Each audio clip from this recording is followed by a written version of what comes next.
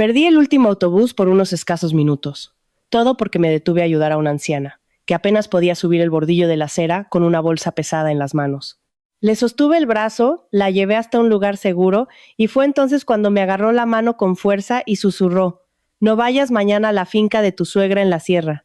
Manda a tu marido en tu lugar y ve tú 3 días después». Se me puso la piel de gallina.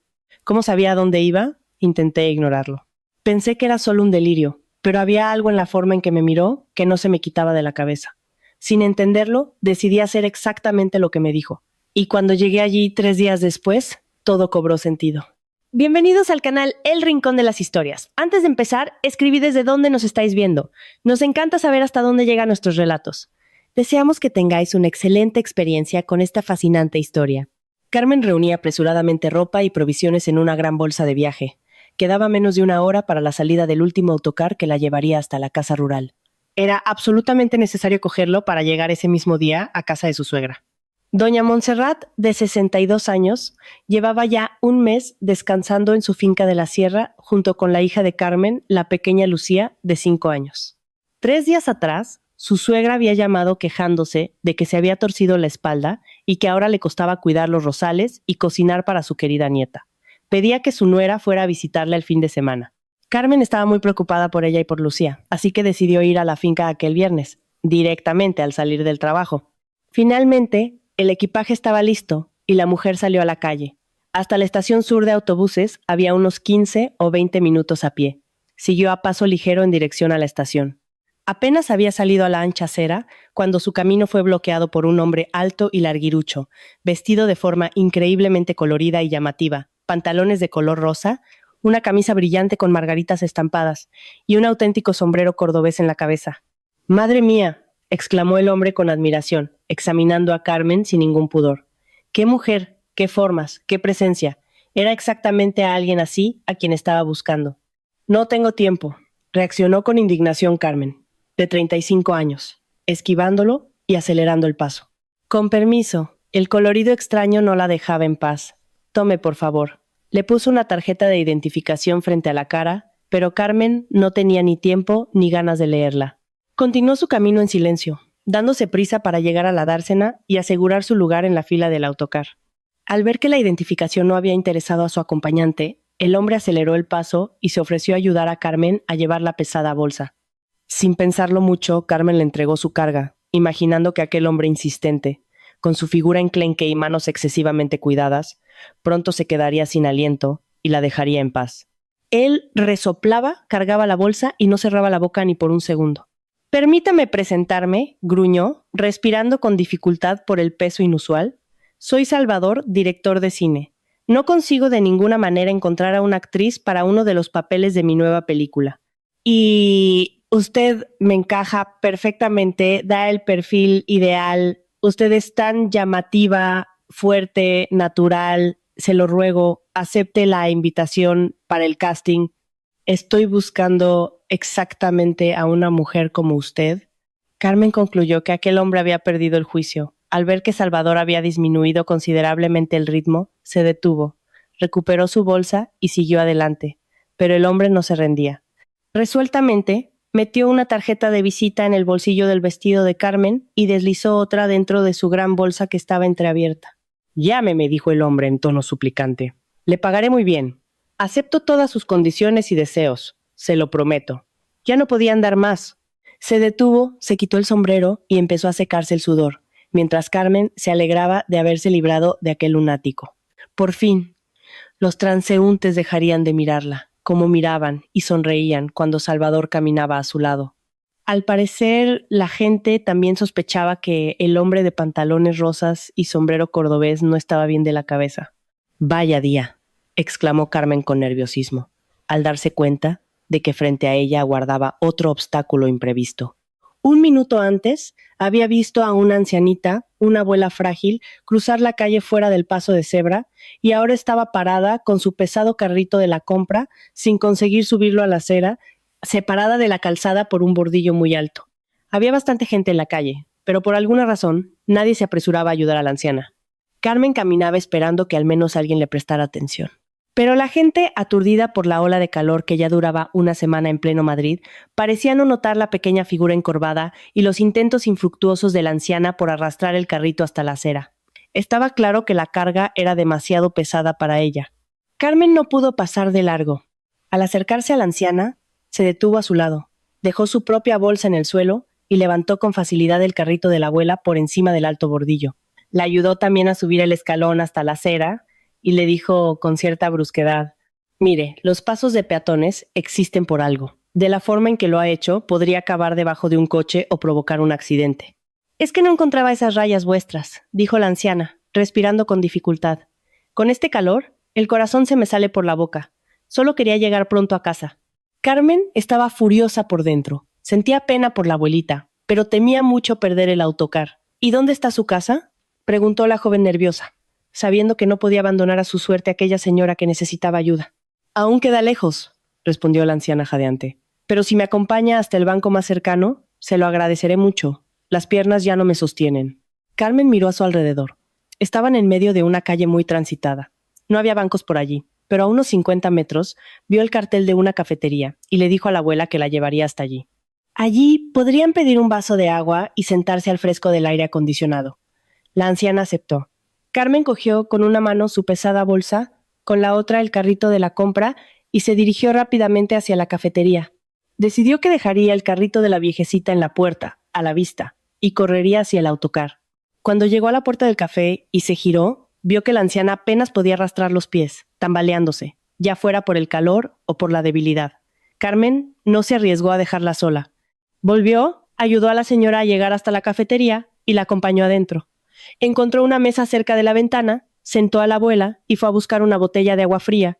Llenó el vaso, miró el reloj. Faltaban 3 minutos para que el autocar saliera de la dársena. Era evidente que no llegaría a tiempo. «Dios mío, ¿por qué me pasa esto a mí?», murmuró Carmen en voz alta, casi llorando. Le habían faltado apenas unos minutos para coger su autobús. Ahora tendría que esperar hasta el día siguiente. La abuelita parecía no haber oído las palabras de su salvadora, como si no se diera cuenta de lo alterada que estaba la joven. Sonreía y miraba a Carmen con gratitud, y luego empezó a hablar. «He venido a visitar a mi hermana mayor», dijo la anciana en voz baja. «Salió del hospital el otro día tras una operación. La estoy ayudando en casa. Está completamente sola». «¿Y cuántos años tiene su hermana?», preguntó Carmen por educación, dándose cuenta de que ahora ya no tenía por qué darse prisa. «Pronto cumplirá los 80», sonrió la abuela. «Trabajó toda su vida en un hospital público salvando a personas. Ahora le ha tocado a ella ser salvada, y la operación salió muy bien, como si fuera joven. ¿Sabes por qué?». Lanzó una mirada astuta a Carmen y ella misma respondió a su propia pregunta.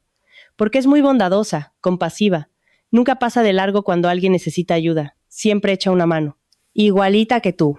Carmen pensó que la anciana tenía razón. Realmente era muy bondadosa. Ella misma lo consideraba una debilidad. A causa de esa bondad suya, a menudo se metía en situaciones parecidas a la de hoy.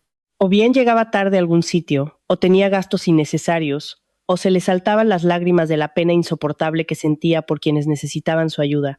Pero la abuela lo había descrito con precisión. Pasar de largo ante el sufrimiento ajeno.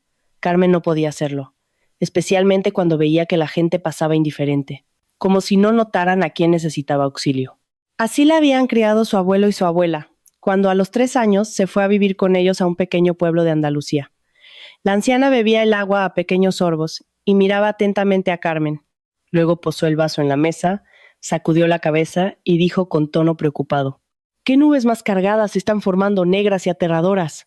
Carmen instintivamente miró por la ventana. El cielo de Madrid seguía de un azul intenso, sin una sola nube. Miró a la anciana con asombro, y ésta suspiró y explicó: «No es en el cielo donde se forman las nubes, es sobre ti. Menos mal que no corriste a coger tu autocar y estás aquí conmigo. Te voy a enseñar qué debes hacer para evitar una gran desgracia». Ningún músculo se movió en el rostro de Carmen, pero por dentro pensó que el intenso calor afectaba muy mal a las personas. Ya era la segunda persona que daba señales de leve perturbación aquel día. Escuchaba a la anciana con indiferencia, esperando tan solo a que descansara para poder ayudarla a salir de la cafetería con su pesado carrito. Pero entonces la anciana dijo algo que la sorprendió muchísimo. «No necesitas ir a la finca ahora. No te preocupes por tu hija. Ella está bien. Manda a tu marido mañana y tú ve solo dentro de 3 días. Si vas hoy, el trueno caerá sobre tu cabeza antes de tiempo, sin que estés preparada». Tu suegra te ha tendido una trampa y necesitas tiempo para fortalecerte antes de enfrentarte a ella. ¿Qué trampa?, se sorprendió Carmen. Ella le tenía mucho cariño a su suegra. Doña Montserrat siempre había sido educada, discreta, jamás le había dicho una mala palabra a Carmen. ¿Por qué razón le tendería una trampa a su nuera? Pero lo que más impresionó a Carmen fue el hecho de que la viejecita supiera, de alguna forma, que su suegra estaba en la finca con su hija. No había dicho ni una sola palabra sobre a dónde iba, ni por qué. La anciana levantó los ojos hacia Carmen con una mirada melancólica y respondió que no debía apresurarse en forzar los acontecimientos. Para alejar de sí una desgracia tan grave que la amenazaba, necesitaba prepararse bien. De lo contrario, correría el riesgo de perder lo más valioso de su vida. Carmen escuchaba a la señora con un escalofrío en la espalda y sentía que, por alguna razón, le creía incondicionalmente. La abuelita era pequeña, enjuta, encorvada, pero su rostro era joven. La piel era lisa, blanca, con arrugas suaves solo bajo los ojos y en la frente. Sus hermosos ojos castaños, enmarcados por pestañas oscuras, miraban con seriedad y penetración. Parecía que esos ojos vivían una vida aparte. Advertían: Carmen, corres un grave peligro. Escucha y grábate esto bien. Y Carmen escuchaba con atención. Te precipitaste en el matrimonio, dijo la anciana con disgusto. El destino tenía reservada para ti a una persona completamente diferente, pero aún no la has encontrado. Carmen se quedó perpleja. Ya hacía 6 años que estaba casada y le parecía que era feliz en su matrimonio. Había conocido a su marido, Alejandro, 7 años atrás. Tenía entonces 29 años y había llegado del pueblo a la capital en busca de trabajo. Acababa de perder a su abuela, que había estado postrada en cama 11 años tras sufrir un ictus. Durante todo ese tiempo, Carmen la había cuidado. Vivían muy pobremente con la pensión de la abuela y lo que Carmen conseguía ganar vendiendo la cosecha de su propio terreno. Por suerte, no muy lejos de su pueblo, pasaba una carretera nacional muy transitada. La población local había montado allí un pequeño mercadillo donde vendían de todo, desde naranjas y tomates hasta aceite de la almazara local. Carmen llevaba a vender higos y almendras del huerto. Mientras su abuela estaba enferma, la vieja casa en la que vivían se había deteriorado por completo. Era urgente reparar el tejado, cambiar las ventanas y puertas viejas por las que se colaba el viento. No había trabajo en el pueblo, y así, Carmen partió hacia Madrid para ganarse la vida. La cantidad de dinero que necesitaba era considerable, y también quería vestirse mejor. Mientras su abuela vivía, ni se hablaba de ropa nueva. La joven se cosía sus propias prendas a partir de ropa vieja, deshacía jerseys antiguos y tejía algo nuevo. Tenía tantas ganas de comprarse algo de calidad, aunque fuera en unas rebajas, nuevo y bonito, al menos un vestido. Al llegar a Madrid en busca de trabajo, Carmen lo encontró rápidamente. Fue contratada como limpiadora en las oficinas de una pequeña empresa dedicada al negocio de las flores. La empresa tenía varias floristerías repartidas por la ciudad. La oficina donde Carmen trabajaba era muy pequeña, por lo que, además de fregar el suelo, frecuentemente le encargaban otras tareas urgentes: ir a algún sitio, comprar material para la oficina o sustituir a alguien en una de las tiendas. Este negocio pertenecía entonces a doña Montserrat. Una vez, en pleno día de trabajo, vino a visitarla su hijo Alejandro, de 30 años. Fue entonces cuando vio a Carmen por primera vez y se fijó en ella. Nunca había conocido a una chica así. Carmen destacaba mucho entre las mujeres que trabajaban en la oficina de su madre. Tenía un rostro llamativo y hermoso, mejillas siempre suavemente sonrosadas, enormes ojos negros y cejas bellamente arqueadas. La dura vida que había llevado le había enseñado a afrontar las dificultades con serenidad. Por eso, una sonrisa radiante nunca desaparecía de su rostro y hablaba de una manera muy especial. Su voz encantaba, sin importar de qué hablara. Escucharla era interesante y agradable, como si no fuera una voz, sino una melodía de extraordinaria belleza. Carmen nunca perdía la compostura, no se irritaba, no se enfadaba y ni siquiera se ofendía cuando sus compañeros, en broma o incluso en serio, se burlaban de ella o le hacían chascarrillos sobre su acento pueblerino. Es cierto que algunas expresiones de su vocabulario rural sonaban extrañas en la capital, pero todo lo demás era impecable. La chica era bondadosa, sincera, sencilla y atraía a las personas como un imán. Por muy extraño que pareciese, era muy querida y valorada por los clientes de la floristería. Esto quedó claro cuando, en pleno pico de una epidemia de gripe, doña Montserrat empezó a enviarla a las tiendas para sustituir a las dependientas que estaban de baja médica. En cuanto Carmen se ponía detrás del mostrador, las ventas de flores subían visiblemente. Sabía cómo cautivar a la gente. Alejandro percibió enseguida en Carmen todo lo bueno que había en ella, pero cuando doña Montserrat supo que su hijo había invitado a la mujer de la limpieza a salir, se quedó de piedra. No era esa la nuera con la que soñaba. Mamá, déjame decidir a mí con quién quiero salir, declaró Alejandro con brusquedad. Ya no soy un adolescente, y en cuanto a su forma de hablar, eso tiene arreglo. Te aseguro que en una semana perderá esas expresiones que tanto te irritan. Hijo, me sorprendes. La mujer estaba genuinamente perpleja. Carmen es simpática. Se puede decir incluso que es guapa, pero es una belleza de pueblo. Además, no cuida la figura. ¿Te imaginas cuánto va a engordar después de los partos? ¿Tú quieres a una chica así? Alejandro mismo se sorprendía. Al igual que la mayoría de los hombres de su entorno, le gustaban las mujeres esbeltas, con cintura de avispa y formas moderadas.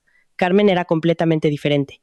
Es verdad que tenía una cintura fina, pero el resto de su cuerpo era exuberante y bastante voluptuoso. Doña Montserrat se quedó resentida durante un tiempo tras la conversación con su hijo, pero luego pensó y llegó a la conclusión de que se estaba preocupando en vano.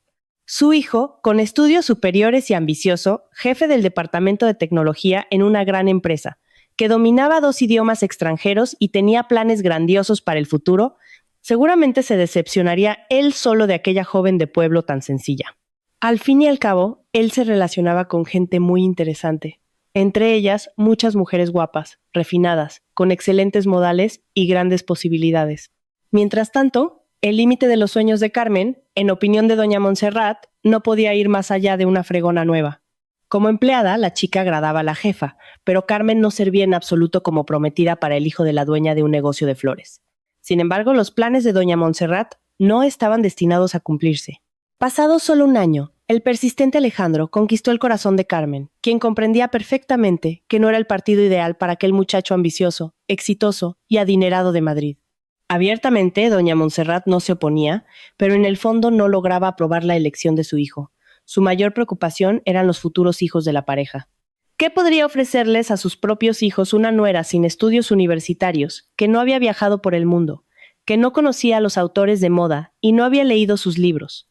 Doña Montserrat albergaba la esperanza de que este pensamiento visitara algún día a su hijo, y que entonces él mismo se diera cuenta de que sus hijos debían ser criados por una mujer de un perfil completamente distinto. Instruida, refinada, que supiera cómo educar a una persona de provecho. Al darse cuenta de que por el momento no conseguía convencer a su hijo, se quedó a la espera del momento adecuado para abrirle los ojos a Alejandro sobre el hecho de que, a pesar de todas sus virtudes, Carmen no era capaz de hacerle verdaderamente feliz. Y parecía que se acercaba el día en que doña Montserrat finalmente tendría su oportunidad. Todo se estaba encaminando de tal forma que Alejandro estaba a punto de mirar a su esposa con otros ojos. Doña Montserrat estaba segura de que sería una mirada desde el ángulo correcto. Su hijo reconocería que se había equivocado en su elección y sacaría las conclusiones pertinentes. Carmen seguía sentada en la mesa de la cafetería, esperando a que la anciana descansara. Por fin, se animó y le recriminó. Llevamos aquí mucho tiempo. Ya tengo frío. ¿Has grabado en tu memoria todo lo que te he dicho? Los ojos castaños miraban a Carmen con exigencia.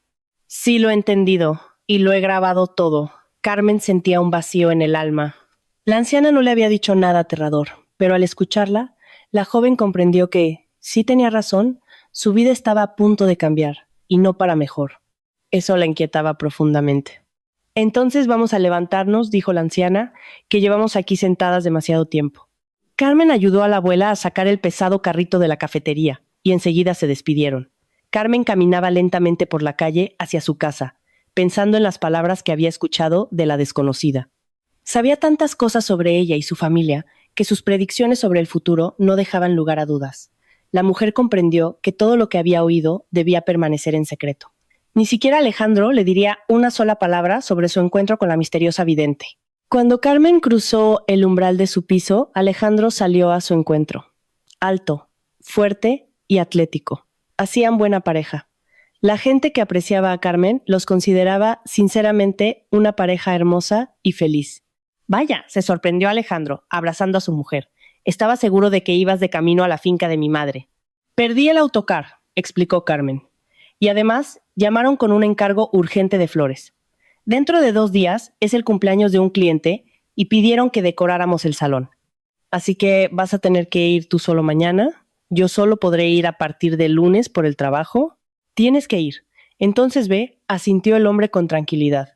¿Qué te parece si esta noche salimos a cenar a algún sitio? Alejandro a menudo invitaba a Carmen a restaurantes y cafeterías, a pasear por el Retiro o a dar una vuelta en barca por el estanque, y en los meses más fríos la llevaba a teatros y estrenos de cine. Al principio de su vida en común, eran planes obligatorios. Él la estaba acostumbrando a la vida en la capital, le mostraba todo, le explicaba, le enseñaba a su esposa todo lo que él sabía. En aquella época, Carmen frecuentemente le sorprendía con su visión de las cosas que veía. Y Alejandro se reía mucho, de corazón, tan originales eran sus juicios, sobre todo en el mundo. Con el tiempo, estas salidas se convirtieron en una rutina familiar normal. Solían llevar a su hija, Lucía, pero Alejandro notaba cada vez más que la frescura y el entusiasmo de aquellos primeros paseos habían quedado atrás. Ahora parecían más una obligación familiar. Estaba convencido de que Carmen había llegado a su límite. Ya no tenía nada más que enseñarle, y ella tampoco mostraba mucho interés en aprender. Él quería algo nuevo, vibrante, extraordinario. Quería emociones vivas, sensaciones fuertes, una lucha incesante por un lugar bajo el sol. El joven marido estaba seguro de que merecía lo mejor de la vida, y se esforzaba mucho por conseguirlo. En los 6 años de matrimonio, Carmen había pulido su forma de hablar. Ahora se expresaba en un castellano correcto y fluido. Había leído un montón de libros que su suegra le pasaba constantemente e incluso había terminado un curso de contabilidad. Doña Montserrat se lo había pagado para que administrara una de sus floristerías, situada en un barrio periférico de Madrid, por Carabanchel. Los clientes no eran muchos, pero Carmen lograba mantener el negocio a flote. Se ponía tras el mostrador cada 2 días, turnándose con otra dependienta, y se encargaba de toda la gestión del local. Ella misma lidiaba con Hacienda y con los proveedores. Limpiaba la tienda ella sola para ahorrar el sueldo de una señora de la limpieza. Carmen dominaba la situación del negocio tan bien que Alejandro llevaba tiempo comentando que su madre pronto se retiraría para dedicarse solo a su nieta. Él creía que doña Montserrat le dejaría su negocio a Carmen. Pero hacía 6 meses, en contra de las expectativas de Alejandro, el negocio de doña Montserrat cambió de dueño. La suegra no reveló el nombre del nuevo propietario al que había vendido sus tiendas. Solo le dejó a su nuera aquel modesto local de la periferia donde Carmen trabajaba. Del resto del negocio, incluido el edificio de oficinas, la suegra se deshizo, y lo hizo todo con mucha discreción, sin consultar a la familia de su hijo. Carmen se sintió un poco herida por el hecho de que le hubieran ocultado un evento tan importante, pero no se sentía con derecho a inmiscuirse en los negocios de su suegra. A la mañana siguiente, Alejandro cogió la pesada bolsa con la que Carmen había intentado partir a la finca el día anterior, y se fue a la sierra. Carmen se marchó a su tienda. Pensamientos pesados y presentimientos sombríos pesaban como una losa en su alma.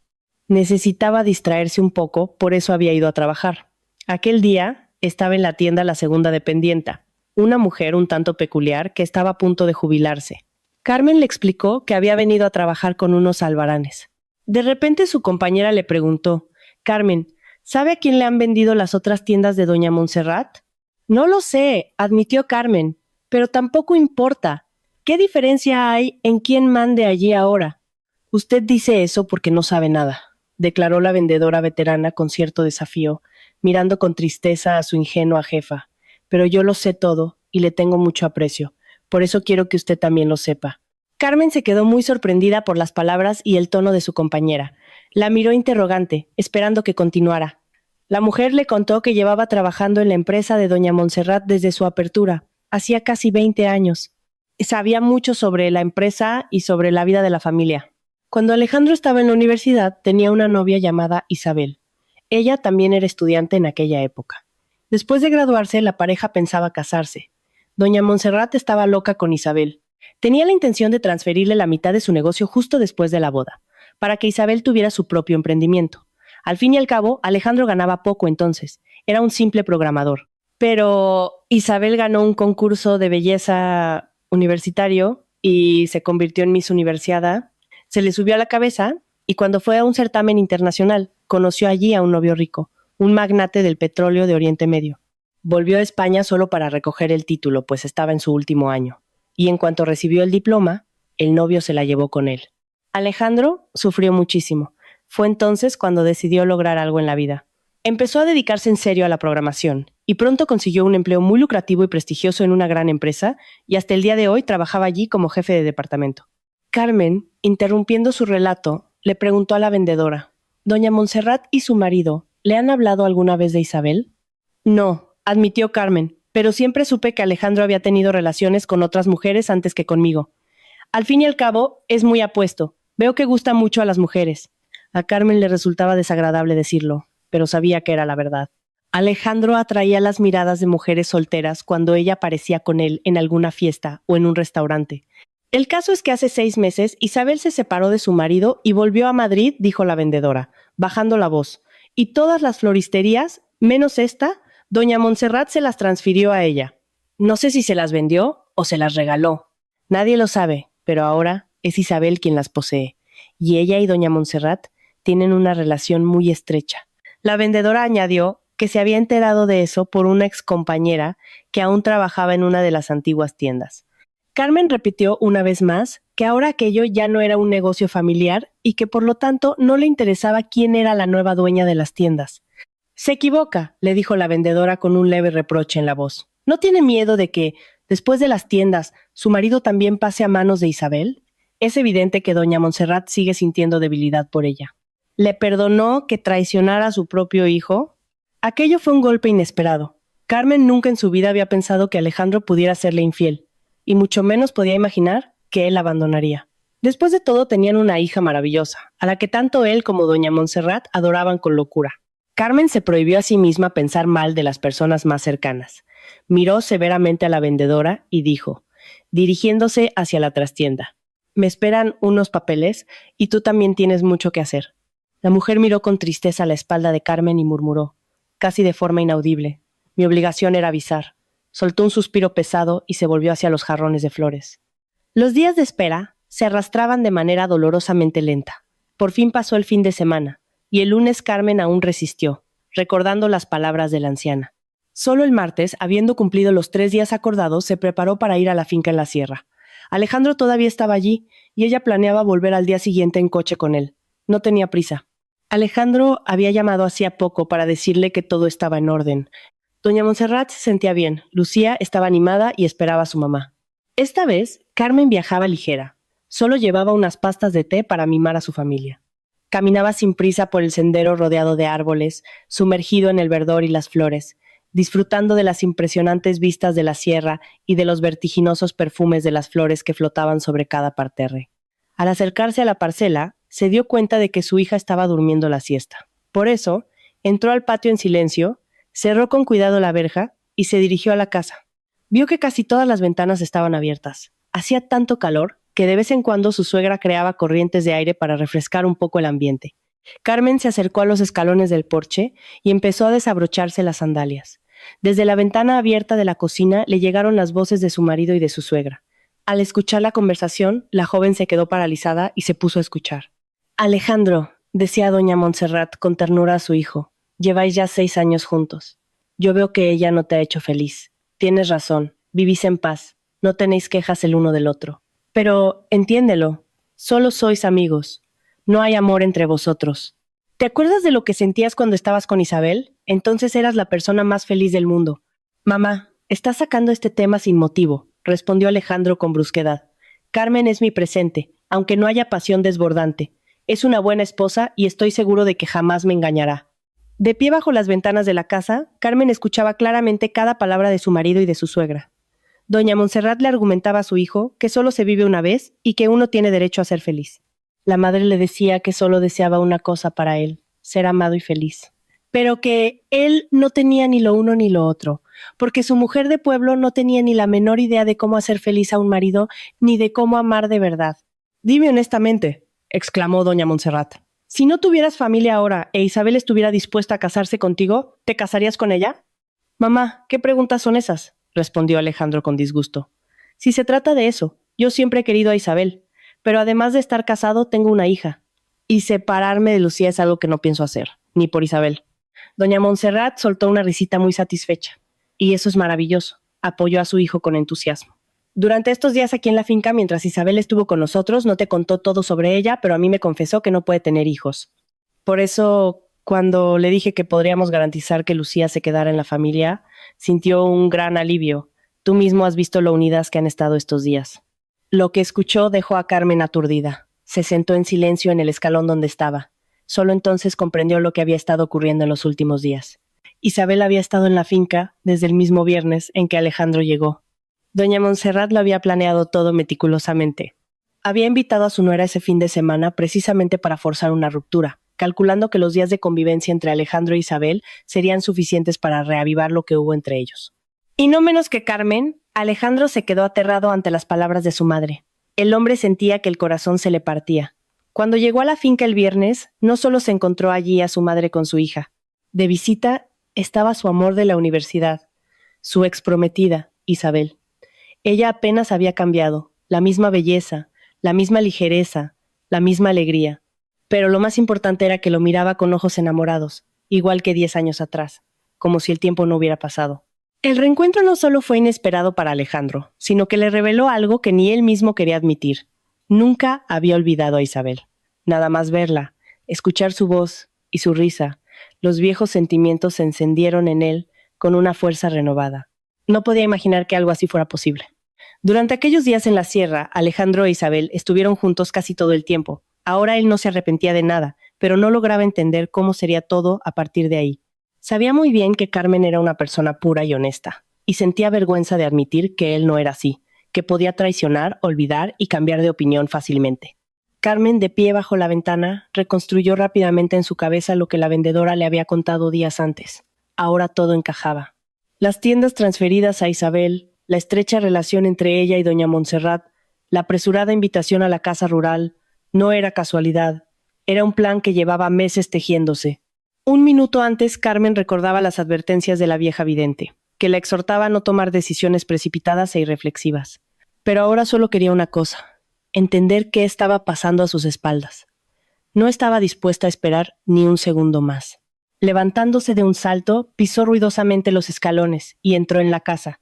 Se dirigió directa a la cocina y le preguntó a su suegra a la cara: «Doña Montserrat, no lo entiendo. ¿Le está proponiendo a Alejandro que se divorcie de mí y se case con Isabel?» La joven mujer miraba con indignación a su suegra y a su marido. Alejandro bajó la mirada. Parecía extrañamente perdido e inseguro. Así era como Carmen veía a su marido, al siempre decidido Alejandro, por primera vez en su vida. Él estaba desconcertado y no sabía qué decir. Pero doña Montserrat no se sintió ni un poco cohibida por la repentina aparición de su nuera. Se arregló el peinado, echó una mirada vanidosa a sus uñas, perfectamente cuidadas recién hechas por Isabel el día anterior, y dijo: «No te preocupes, Carmen, no vamos a perjudicarte. La tienda en la que trabajas seguirá siendo tuya. Allí no solo eres la encargada, sino también la dueña. El dinero que ganes te bastará para vivir». No lo entiendo. Carmen miró con exigencia a su marido. ¿Nuestro divorcio ya está decidido? Carmen, son solo conversaciones, dijo Alejandro. Es una propuesta de mi madre, pero entiendes que no ha surgido de la nada. Isabel me quiere. Durante estos días me ha confesado que siempre me quiso y que se casó con ese hombre porque tenía miedo a la pobreza, pero nunca le amó. Eso cambia las cosas. No necesito explicaciones, dijo Carmen con sequedad. Solo dime, ¿estás conmigo o con Isabel? Alejandro bajó la mirada. Está bien, dijo Carmen con dureza. Entonces me llevo a mi hija y te doy total libertad. Espera un momento, dijo la suegra con una sonrisa fría. Tú puedes tomar tus propias decisiones, pero piénsalo bien antes de actuar por impulso. Si sales hoy de aquí con Lucía sin ningún plan, sin vivienda garantizada y con el sueldo que tienes, servicios sociales y un juez de familia te harán preguntas muy difíciles. Tú lo sabes. No era una amenaza explícita, pero el mensaje estaba dado. En aquel momento, Carmen entendió por qué la anciana vidente le había pedido que no se precipitara. Le estaba sugiriendo que necesitaba preparar una vía de escape antes de actuar. Pero ya era demasiado tarde para lamentarse y no estaba dispuesta a retroceder. Se dirigió con determinación hacia la habitación de su hija. Carmen, contrólate, dijo la suegra en voz alta. Lucía no está en la casa. Sabía que esta conversación iba a ser difícil para ti, así que pedí que se la llevaran a jugar a casa de la vecina. Ve a buscar a tu hija con calma después de que respires hondo. Aquello fue un verdadero golpe para Carmen. Lo que estaba sucediendo en la finca parecía una pesadilla terrible, algo irreal y de una crueldad extrema. Primero, sin motivo aparente, le anunciaban su inminente divorcio, y ahora descubría que no podía ver a su propia hija. Carmen rebuscaba en el bolso su teléfono móvil, dispuesta a llamar a la policía o a servicios sociales. Pero su suegra le dijo con calma que eso solo complicaría la situación para todos, incluida ella. «Piénsalo bien, Carmen», dijo doña Montserrat con una voz que mezclaba frialdad y una falsa preocupación. «Si llamas a las autoridades ahora, querrán saber ¿A dónde vas a llevar a Lucía? ¿Dónde vais a vivir? ¿De qué os vais a mantener? Y tú no tienes respuestas preparadas para eso. No digo que perderías la custodia, eso lo decide un juez. Lo que digo es que, tal y como están las cosas, te meterías en una pelea sin estar preparada. Carmen odió darse cuenta de que había una lógica cruel en aquellas palabras. Alejandro, el padre de Lucía, tenía los medios para ofrecer a su hija una vida cómoda, un buen colegio y estabilidad. Ella, en ese instante, ni siquiera tenía una vivienda asegurada si se marchaba del piso de su marido. La mujer entendió que no era el momento de actuar por impulso. Está bien, dijo Carmen, controlando la voz. Me vuelvo a Madrid ahora mismo. Quiero a mi hija de vuelta en el piso esta misma tarde. Si no es así, llamaré a quien haga falta. Mientras se tramita el divorcio, Lucía y yo viviremos en el piso de Alejandro. Y luego, que el juez decida con quién se queda la niña. Ahora sí estás pensando con claridad, dijo doña Montserrat con un tono que disimulaba mal su satisfacción. Estoy segura de que, con el tiempo, entenderás lo que es mejor para Lucía. Doña Montserrat cogió el teléfono y llamó a alguien, pidiendo que llevaran a Lucía de vuelta al piso familiar aquella misma tarde. Carmen salió de la casa. Su marido la alcanzó. Dijo que él también volvía a la capital y le ofreció llevarla en su coche. Durante todo el trayecto por la autopista, la pareja no cruzó ni una palabra. Cada uno vivía las alteraciones de su vida por separado, lo cual era comprensible. Alejandro se embriagaba con el sueño del regreso de la mujer amada y de los viejos sentimientos. Esperaba revivir los momentos más felices de su vida. Por su parte, Carmen pensaba desesperadamente qué hacer para demostrar ante la justicia que era una madre fiable y que le podían confiar a su pequeña. Se acordó de nuevo de la anciana y lamentó que no le hubiera dado ninguna pista sobre cómo actuar cuando las nubes se acumularan sobre su cabeza. Y entonces le vino a la mente la segunda imagen inusual del día en que se encontró con la vidente, el excéntrico y colorido director que le había prometido pagarle bien por una prueba. Carmen rebuscó en su bolso y encontró su tarjeta. Le pidió a su marido que parase el coche en un área de servicio y salió. Se alejó bastante del vehículo para que su marido no oyera la conversación. Marcó el número de la tarjeta. Sí, dígame, sonó una voz masculina irritada al otro lado de la línea. Hable rápido, no tengo tiempo. Soy Carmen. Empezó ella con inseguridad. Usted me invitó a un casting. Estoy dispuesta si paga bien. Necesito mucho el dinero. Se escuchó una risa burlona en el auricular. A mí me pagan para que apruebe a alguien para un papel. ¿Usted sabe la cola que tengo para pruebas y papeles? Así que, hasta luego. Carmen volvió al coche llorando. Se bajó cerca de su edificio en Madrid, subió al piso y se derrumbó en llanto. En ese momento, sonó su teléfono. Era Salvador. Con voz de pedir disculpas, preguntó. Perdone, ¿no será usted la mujer despampanante a la que ayudé a llevar la bolsa? Sí, soy yo, dijo Carmen en voz baja. Salvador empezó a parlotear animadamente, diciendo que no había dudado de ella ni un segundo. Que se dio cuenta inmediatamente de que era una persona creativa y valiente, lo que significaba que no ignoraría su propuesta. Al fin y al cabo, millones de mujeres soñaban con aparecer en la pantalla, y ella tenía la suerte cayéndole del cielo. Tras un largo preámbulo, dijo que al día siguiente habría más pruebas y que estaba dispuesto a enviarle un coche a recogerla, pues no dudaba ni un segundo de que se convertiría en su actriz. Carmen aceptó. Acordaron la hora y ella indicó el lugar donde el coche podría recogerla. No perdió el tiempo. En cuanto colgó, se fue directa a internet a investigar cuánto cobran las actrices debutantes. Estuvo media hora, pero no lograba entender exactamente cuánto podría ganar. Una cosa quedó clara, pagaban por jornada de rodaje, pero las cifras eran muy confusas. Carmen dejó a un lado la falsa modestia y tomó una decisión rápida. Si la elegían para el papel, impondría condiciones muy firmes. Además del sueldo diario, le pediría a Salvador que le alquilara un piso y le pagara 6 meses por adelantado para que ella tuviera un lugar donde llevar a su hija tras el divorcio y poder mostrar esa vivienda tanto a servicios sociales como al juez. El mismo Salvador le había dicho que aceptaría cualquier condición. Por ahora, conseguir una casa propia, aunque fuera de alquiler, era su objetivo principal. Todo estaba en manos de Salvador, y Carmen sabía que tendría que esforzarse mucho para conseguir el papel, aunque no tenía ni la más remota idea de cómo eran los rodajes. Al día siguiente, Carmen se llevó a Lucía, y ambas fueron juntas al set de rodaje. Carmen se quedó impresionada por el ruido, el desorden total y el movimiento incesante de gente por el plató. Salvador la reconoció de inmediato, y corrió a su encuentro con una sonrisa. Por favor, pasen, le indicó amablemente una furgoneta nueva. Por dentro estaba en silencio y vacía.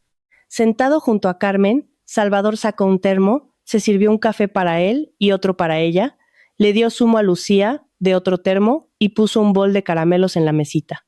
Mientras sus invitadas tomaban algo, Salvador le contó que no lograba encontrar a una actriz de la cual su protagonista, un adinerado habitante de la capital, cautivado por la pureza y belleza natural de una chica de pueblo, se enamorara perdidamente. Al escucharle, Carmen sentía que la cabeza le iba a estallar de tanto intentar asimilar lo que le decían. Interrumpió a Salvador sin contemplaciones y dijo: ¿Podrías simplemente enseñarme qué debo hacer y cómo? Yo lo repito, y si le gusta, hablamos. O tal vez no tenga ningún talento y usted esté perdiendo el tiempo conmigo. ¿Le parece bien? Me parece perfecto, accedió el director de inmediato. Empezamos ahora mismo. Estoy seguro de que saldrá bien. Y mientras Carmen terminaba su café, le dio su primera tarea. «Ve a la chica de la camiseta roja», preguntó, señalando a la menuda silueta de una joven. «Es nuestra diseñadora de vestuario. Vas a salir despacio de esta furgoneta y vas a caminar hacia ella como si fueras a atacarla. Y cuando estés muy cerca, le vas a decir con rabia: oye, sinvergüenza, devuelve lo que me has robado del bolso. Si se asusta de verdad, el papel es tuyo». Carmen se giró hacia su hija y le dijo con seriedad: «Lucía, quédate aquí y no vayas a ningún lado. Vuelvo enseguida. Solo voy a darle un escarmiento a esa señora mala». Carmen respiró hondo varias veces, reuniendo toda su rabia e imaginando en el lugar de la diseñadora el rostro de Alejandro. Luego salió de la furgoneta. El director hizo enseguida una señal al operador de cámara para que empezara a grabar. El equipo de rodaje no prestaba atención a Carmen. Todos estaban en su pausa. Carmen avanzó con paso firme hacia la gente y, abriéndose camino a empujones entre quienes se cruzaban, llegó hasta la diseñadora de vestuario. «Oye, sinvergüenza», dijo en voz baja, mirándola con odio. «Devuelve lo que me has robado». «Tranquila, señora». Uno de los actores sujetó a Carmen del brazo, asustado ante la posibilidad de que la desconocida fuera a llegar a las manos y la diseñadora saliera herida. Todos los presentes miraban atónitos a la diseñadora, que retrocedía con el ceño fruncido, y a Carmen, que intentaba implacablemente llegar hasta ella. Otros dos hombres corpulentos, testigos del comportamiento agresivo de Carmen, se acercaron y se interpusieron entre ella y la chica de vestuario. Solo el cámara se reía mientras grababa. A continuación, envió el material al ordenador del director en la furgoneta. Después, sin dejar de reír, se acercó a Carmen y dijo: «Corten la llaman». Hizo un gesto en dirección a la furgoneta. La gente en el set se relajó y empezó a sonreír. Todo el mundo sabía que Salvador era capaz de darle sustos aún mayores al equipo. «¡Perfecto!», exclamó Salvador, apartándose del portátil donde acababa de ver la escena grabada por el cámara con Carmen como protagonista. «No me equivoqué contigo. Eres toda una guerrera. ¿Y para otras escenas también darás la talla?» «Sin problema, siempre que cumpla con mis condiciones, tal como prometió». «Muy interesante», dijo el director. «¿Y cuáles serían esas condiciones?» Carmen, sin rodeos, le contó que su marido había decidido pedirle el divorcio. Ella se quedaba en la calle, pero con su hija a cargo. Para que la justicia le diera la custodia, tendría que demostrar documentalmente que disponía de una vivienda y de un empleo estable. Tenía trabajo en la tienda, pero el sueldo era bajo, y el alquiler de un piso para ella tendría que adelantarlo Salvador con al menos 6 meses de antelación. Al mismo tiempo, Carmen le preguntó cuál sería su sueldo. Salvador valoró la franqueza de la mujer, pero su insistencia le dejó desconcertado. Le dijo que tenía que pensarlo. Carmen se dio cuenta de que se había excedido y de que de algún modo había asustado al director.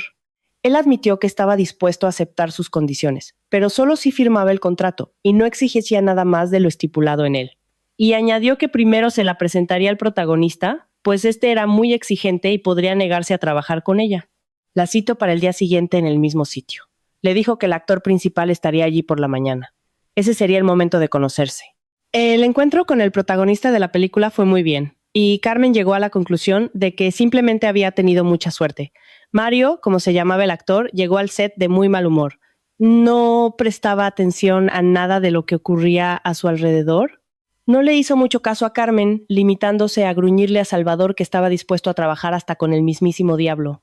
Salvador le tendió rápidamente a Carmen el contrato ya rellenado para que lo leyera, y le dijo que, en cuanto lo firmara, podrían empezar los ensayos y el rodaje. Carmen leyó el documento con atención.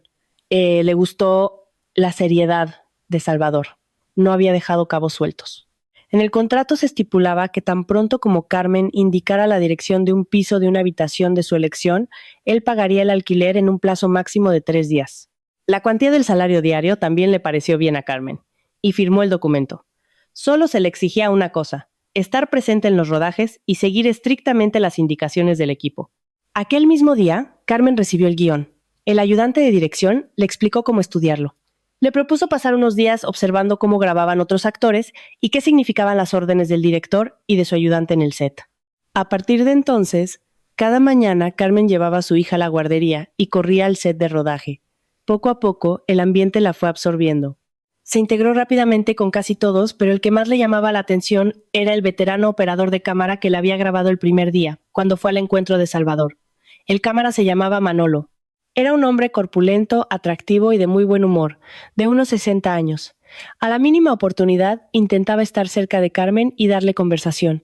Le preguntaba de dónde era, dónde estaban sus padres, por qué se separaba de su marido y por qué no tenía casa propia. Pronto Carmen notó que los miembros del equipo sonreían cuando Manolo rondaba cerca. Una de las actrices novatas le susurró que al tal Manolo le encantaba tener romances con las principiantes y que la diferencia de edad no le importaba en absoluto. Carmen no hizo caso de aquellas palabras. Manolo le parecía un hombre muy serio. Además, sabía que estaba casado. Carmen concluyó que simplemente empatizaba con ella, que sentía pena y comprendía lo difícil que era para una mujer enfrentarse a un divorcio y quedarse sin techo. El divorcio era inminente. Últimamente, Carmen y Lucía vivían en el piso de Alejandro. El propio Alejandro prácticamente no aparecía por allí. Carmen no preguntaba dónde dormía, pero estaba claro que vivía o en casa de su madre o provisionalmente en el chalet de Isabel.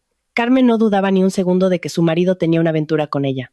En los escasos encuentros que habían tenido últimamente, Alejandro siempre parecía locamente feliz y satisfecho. Carmen entendía que era amor. Se entristecía al pensar que Alejandro nunca la había amado así. Aunque jamás había visto a Isabel, estaba segura de que la superaba en todo. En belleza, en inteligencia, en saber estar. Y su carácter, a juzgar por las evidencias, debía ser muy alegre. Era el tipo de mujer que es el alma de la fiesta, una mujer de ensueño.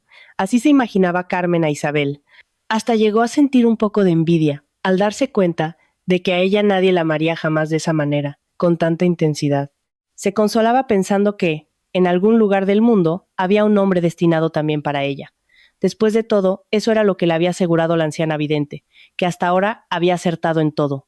Pasaron unos días y Carmen recibió el aviso de que al día siguiente le tocaría rodar. Ya se sabía el texto al dedillo. En casa, había ensayado sus escenas cientos de veces.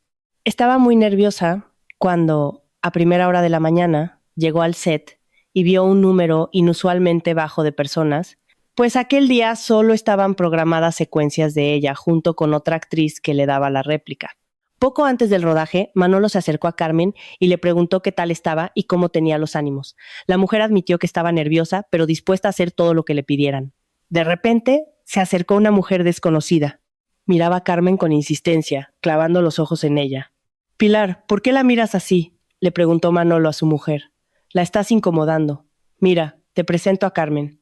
Carmen, esta es mi esposa, Pilar». La mujer del cámara desvió la mirada hacia su marido y asintió afirmativamente con la cabeza. Luego se dirigió a Carmen y con voz tensa dijo: «Manolo, me ha hablado mucho de ti. Él lleva toda la vida trabajando como cámara. Estoy segura de que eres una actriz de talento. Ven a visitarnos este sábado, vamos a hacer una pequeña cena informal. Seremos unas 5 o 7 personas, todos del mundillo del cine. ¿Quién sabe? Igual haces contactos útiles». Carmen se sintió muy cohibida bajo la mirada de Pilar. La miraba como si quisiera hacerle una pregunta, pero no se atreviera. Cuando la mujer del cámara se despidió, diciendo que solo había pasado por allí un minuto, Carmen respiró aliviada. Y entonces empezó el rodaje.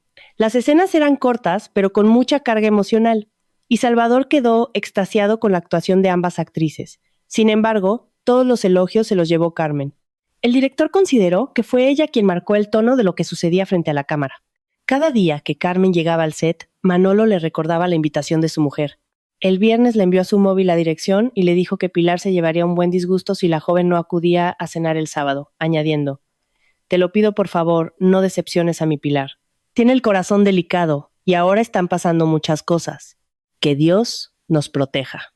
Estamos hechos un mar de dudas, ella y yo, sin saber muy bien qué hacer, con miedo a estropearlo todo».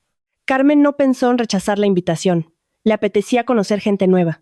En el fondo, tenía la esperanza de que tal vez alguno de esos nuevos contactos le ofreciera trabajo.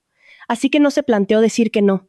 El sábado llevó a su hija a casa de doña Montserrat y dijo que recogería a Lucía el domingo. Faltaban 10 días para la vista judicial en la que se decidiría el futuro de la niña de 5 años. Absorta en sus pesados pensamientos, Carmen no se dio cuenta de cuándo llegó al edificio donde vivía la familia del cámara. En el piso la recibió Pilar. La anfitriona sonrió con amabilidad y dijo: «Mi marido ha bajado al mercado. Estoy sola en casa. Los invitados llegarán dentro de un par de horas, pero nosotras vamos a charlar un rato. ¿Me ayudas a preparar unas tapas y un salmorejo? Me gusta servir cosas frescas». Los amigos de mi marido son un poco tiquismiquis con la comida. Carmen fue a la cocina, se puso un delantal y empezó a ayudar a la anfitriona. Pilar hablaba de temas triviales cuando, de repente, se dejó caer pesadamente sobre una silla. «Basta», dijo de pronto con la voz quebrada. «No puedo seguir callando. Estas sospechas me están consumiendo. No te enfades, pero quiero hacerte unas preguntas personales. Escucha cómo me late el corazón». Carmen, lo mejor que pudo, intentó calmar a la mujer que se estaba alterando, diciéndole que se preocupaba sin motivo, que lo hablarían todo, y Pilar vería que se había angustiado en vano. Carmen estaba dispuesta a responder a todas sus preguntas. En el fondo, le hizo gracia. Pensó que alguien del equipo le habría contado a Pilar que su marido rondaba a Carmen prestándole una atención especial. Carmen estaba a punto de confesarle a Pilar que Manolo le caía muy bien y que le trataba como a un padre, y que también sentía un cariño paternal por su parte. Pero Pilar la dejó de piedra con su pregunta. «Dime, ¿cómo se llamaba tu madre?». Lo último que Carmen esperaba eran preguntas sobre su lejana infancia. «¿Rosario?», respondió sorprendida. «Pero no me acuerdo de ella para nada». Carmen le contó a Pilar que cuando tenía 3 años, su madre la llevó a vivir con sus abuelos a un pueblo. Cuando tenía 15, su abuelo falleció, y a los 18, su abuela sufrió un ictus y quedó postrada en cama. Durante casi 11 años, Carmen cuidó de la anciana. En todo ese tiempo, su madre nunca fue a visitar a la familia, ni escribió ni una sola vez. Carmen le explicó que tras la muerte de su abuela, se fue del pueblo y se casó, pero que su marido nunca la había querido de verdad. Más bien, parecía que le resultaba interesante convivir con ella. Y ahora se estaba divorciando. «¿Por qué me pregunta por mi madre?», quiso saber la joven. En lugar de responder, la anfitriona se levantó, sacó un frasco de tranquilizantes del armario y echó unas gotas en 2 vasos de agua. Le tendió uno a Carmen y se bebió el otro. «Tómate el agua con las gotas», dijo Pilar en tono imperativo. «Nuestra conversación va a ser muy seria. ¿Sabes dónde está tu madre ahora?». Carmen negó con la cabeza. «¿Y el nombre de tu padre lo sabes?». La anfitriona seguía con su interrogatorio. «Fernando», respondió Carmen, «pero nunca supe sus apellidos. Mi partida de nacimiento la gestionaron mis abuelos cuando era pequeña, en una época en la que en el registro civil del pueblo inscribían lo que buenamente podían declarar mis abuelos. Mi madre había desaparecido y mi padre era desconocido. Acabé llevando los apellidos de mis abuelos maternos. Pero, ¿por qué me pregunta por ellos?». La agitación de Pilar empezó, poco a poco, a contagiarse a la invitada. La anfitriona le dijo que aún era pronto para sacar conclusiones, pero que su marido, el primer día que vio a Carmen en el set, se quedó estupefacto por su parecido con una mujer que él conocía. Al ver que su marido había perdido el sueño, la propia Pilar fue al rodaje y vio a Carmen. Entonces entendió que Manolo tenía razón. Su amiga de juventud y Carmen eran como 2 gotas de agua. Solo se diferenciaban en una cosa. Su amiga era rubia de ojos claros, mientras que Carmen era morena, de ojos muy oscuros. «¿Y sabes por qué?», concluyó Pilar. «¿Por qué ha salido tu padre?». El padre de Carmen era precisamente moreno, con ojos negros como la noche.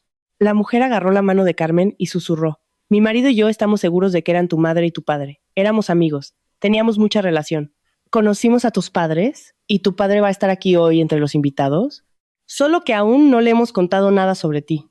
Y ahora no dejo de pensar, ¿y si te reconoce? No sé si su corazón lo aguantará». Carmen estaba atónita. Por alguna razón, siempre había pensado que su madre ya no estaba en este mundo. De lo contrario, con toda seguridad habría dado señales de vida, pues provenía de una muy buena familia. Y en cuanto a su padre, nunca había pensado mucho en él. Sabía tampoco que no podía sacar ninguna conclusión. «¿Y mi madre también va a estar aquí hoy?», preguntó Carmen.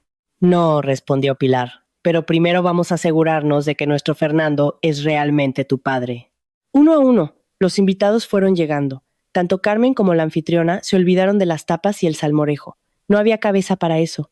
Había suficientes aperitivos, así que se concentraron en lo más importante: el encuentro de Carmen con su supuesto padre. Llegó con bastante retraso. Cuando todos ya estaban sentados a la mesa, nada más abrirle la puerta a Manolo y acompañarle al salón, Carmen comprendió al instante que era su padre. Ella tenía sus ojos y las mismas cejas, de una forma muy peculiar. El padre de Carmen era alto, corpulento, y emanaba una fuerza descomunal, a pesar de su avanzada edad. En su espesa cabellera negra ya se veían abundantes canas. La joven tenía miedo de levantar la vista hacia él. No sabía cómo comportarse. Nunca había pensado que llegaría a conocer a su padre. Le llenaron la copa a Fernando y él miró con interés a Carmen. Era la única allí a la que veía por primera vez. Fernando se giró hacia el anfitrión y preguntó: Manolo, veo que hoy tienes a alguien nuevo. ¿Por qué no me presentas a esta guapa muchacha? Un silencio sepulcral cayó sobre la mesa. Fernando pasaba la mirada de unos a otros, asombrado por el comportamiento de sus anfitriones y amigos. Finalmente, fijó la vista en Carmen y palideció. En las facciones de su rostro, reconoció otra cara, la de su amada. La primera en recomponerse fue Pilar. Se levantó bruscamente de su silla y dijo en voz alta: Fernando, esta chica se parece mucho a Rosario, pero eso no significa absolutamente nada. La naturaleza nos gasta bromas aún más sorprendentes. Por eso, hasta que no hagamos una prueba de ADN, es pronto para sacar conclusiones. Los invitados, al unísono, apoyaron a la anfitriona. Todos querían destensar la situación y calmar al turbado Fernando, pero él no quería escuchar a nadie. Se sentó en la silla junto a Carmen y comenzó un verdadero interrogatorio. Al darse cuenta de que ella no sabía prácticamente nada, dijo que conocía un laboratorio privado en Madrid que hacía pruebas de paternidad muy rápido y le propuso a Carmen ir allí al día siguiente. Carmen le preguntó por su madre, pero el hombre esquivó la respuesta, diciendo que se lo contaría todo después del resultado de la prueba. 3 días después, en las manos de Carmen y de su padre estaban los resultados del test, confirmando su parentesco sanguíneo.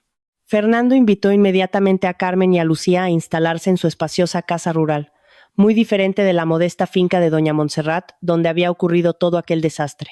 Era una amplia casa de piedra con jardín, porche y a la sombra de grandes robles y encinas. Les preparó una habitación con balcón y les dijo que se acomodaran.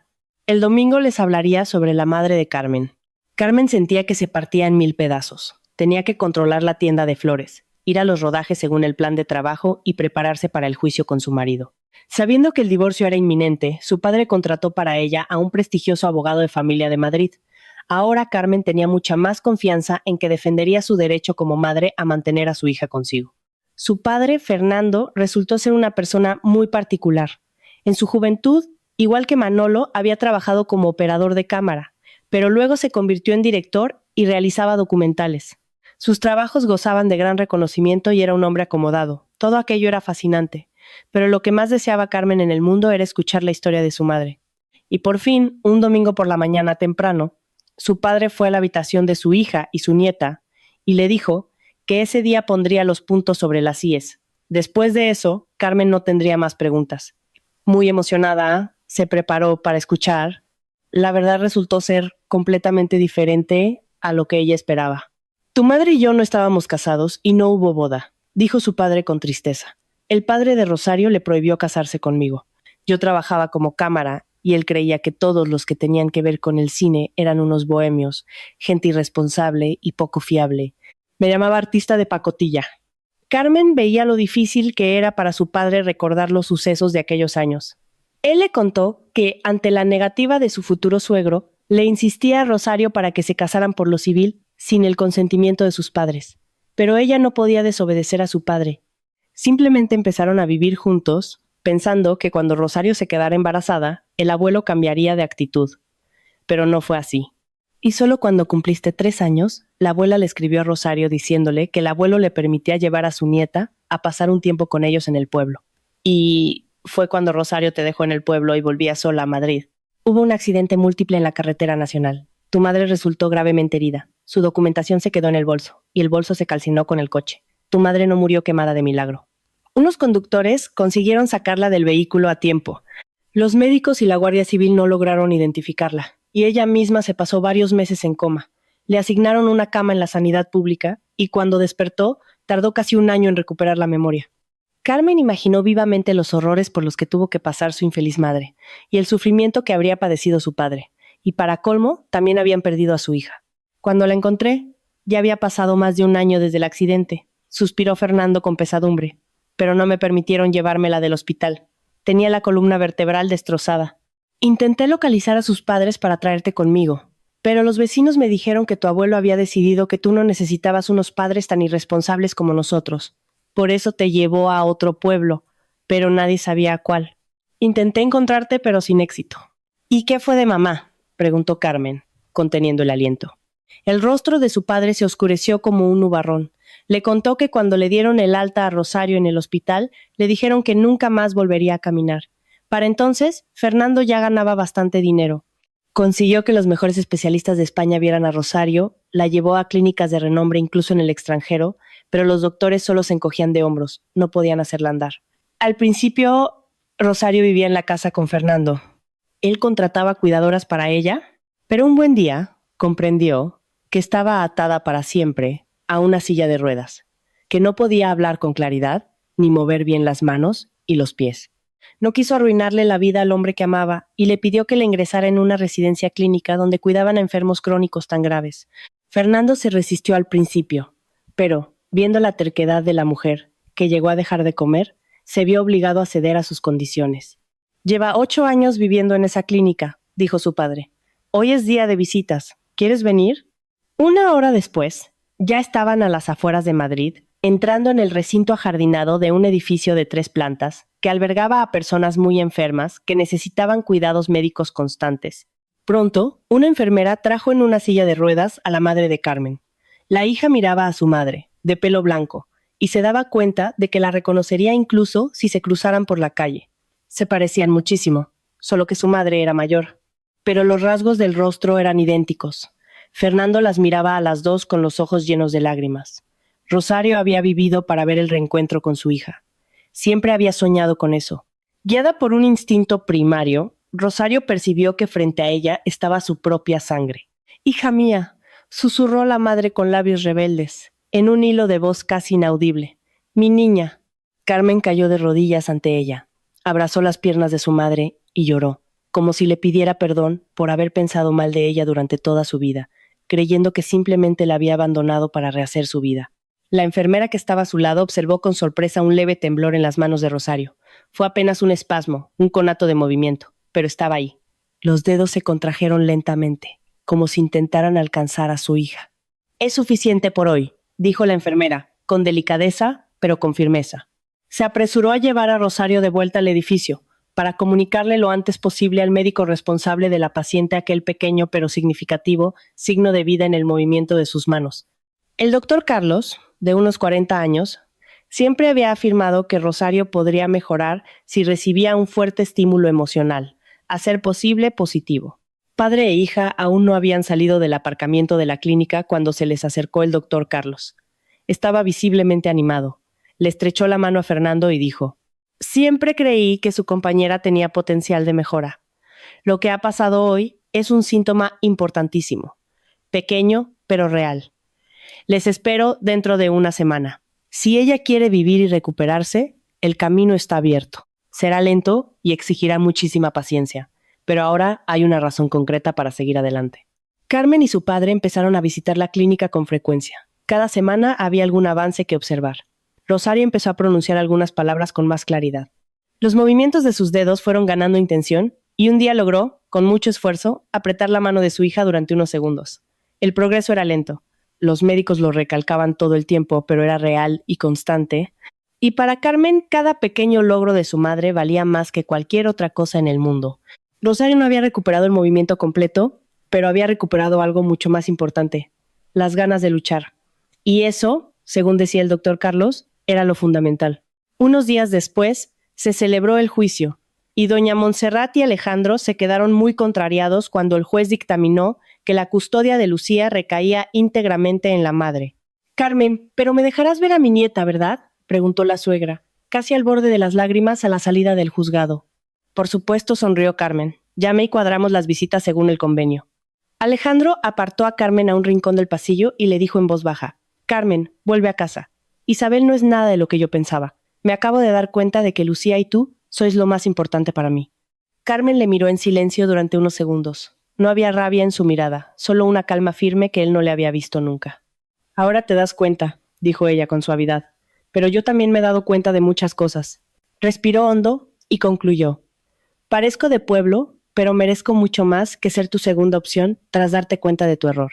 Alejandro agachó la cabeza sin saber qué responder. Carmen se alejó, sintiendo algo que hacía mucho tiempo que no sentía: ligereza y libertad.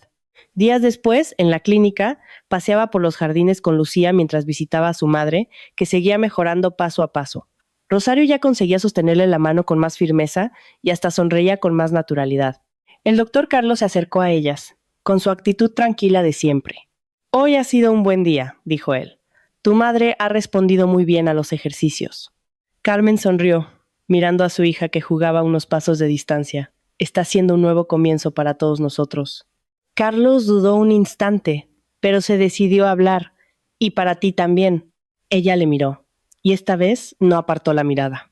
Creo que sí, respondió con una sonrisa sincera. Sin prisas, sin presiones, los dos comenzaron a caminar el uno junto al otro por el sendero del jardín. Y por primera vez en mucho tiempo, Carmen sintió que ya no iba corriendo detrás de la vida de otros, sino que finalmente estaba viviendo la vida que realmente le pertenecía.